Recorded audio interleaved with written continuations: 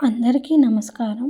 మన ఫస్ట్ పార్ట్‌లో మనం ఆర్టిఫిషియల్ హ్యాపీనెస్ లేదా న్యాచురల్ హ్యాపీనెస్సా అనేది డిస్కస్ చేసుకున్నాం. ఇప్పుడు మనకు అన్ని ఫెసిలిటీస్ ఉన్నా ఏదో తెలియని వెలితి. అప్పుడు ఏమీ లేకున్నా మన పేరెంట్స్, గ్రాండ్ పేరెంట్స్ చాలా హ్యాపీగా ఉండేవాళ్ళు. మీరే చెప్పండి, కాదంటారా? నా చిన్నప్పుడైతే నేను మా అమ్మమ్మ వాళ్ళ ఊరికి వెళ్ళినప్పుడు అక్కడ తినేది పచ్చడి అన్నమే అయినా, పెరుగన్నమే అయినా అలా ఆడుకోవడం, హాలిడేస్‌లో కొత్త సినిమాలు సీడీ ప్లేయర్స్‌లో చూడడం, టీవీ చూడడం, కజిన్స్ అందరితో ఆడుకోవడం, అది తెలియని హ్యాపీనెస్ అండి. ఇప్పుడు హ్యాపీగా లేమా అంటే ఉన్నాం.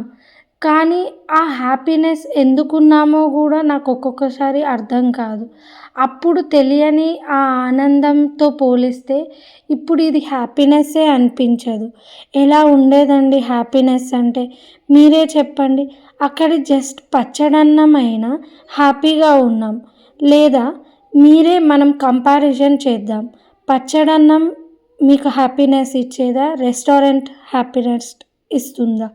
పీవీఆర్‌లో మూవీస్ హ్యాపీనెస్ ఇచ్చేదా? ఇంట్లో హాలిడేస్‌లో సీడీ ప్లేయర్స్‌లో కానీ, టీవీ చూడడం కానీ హ్యాపీనెస్ ఇచ్చేదా? మాల్‌లో మనీ స్పెండ్ చేయడమా? లేదా కజిన్స్‌తో గేమ్స్ ఆడుకోవడమా?